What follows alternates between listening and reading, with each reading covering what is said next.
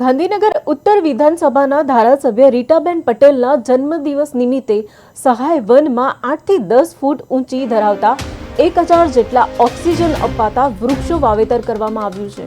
વૃક્ષોના ઉછેર, જતન અને જાળવણીની સંપૂર્ણ વ્યવસ્થા સુનિશ્ચિત કરવામાં આવી છે।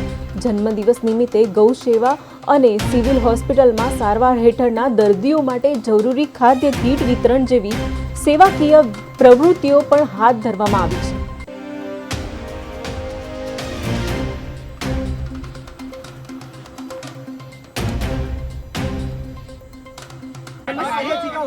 આજે 21/8 શ્રાવણ મહિનાના પવિત્ર મહિનામાં મારા જન્મદિવસ નિમિત્તે છેલ્લા 10 વર્ષની જેમ આજે પણ વિવિધ સેવા કાર્યોનું આયોજન કરેલ છે।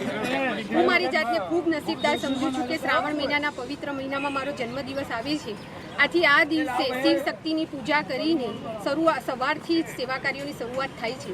સવારે 7 વાગે પેથાપુરમાં ગૌશાળામાં જઈને ગાય માતાનું પૂજન કરીને ગાય માતાને ઘાસચારો નાખીને ગાય માતાના દર્શન કર્યા। પરિવાર સાથે કાર્યકર્તાઓ સાથે ગૌશાળાના જવાનો એક અવસર મળ્યો। ત્યારબાદ સેક્ટર 22 પંચદેવ મંદિરની સામે સહાય ફાઉન્ડેશનના માધ્યમથી વૃક્ષારોપણનો કાર્યક્રમ કર્યો, જેમાં 1000 વૃક્ષો વાવવામાં આવ્યા। સાથે સાથે લીમડો, પીપળો, બોરસલ્લી અને 51 બીલીના ઝાડ વાવવામાં આવ્યા।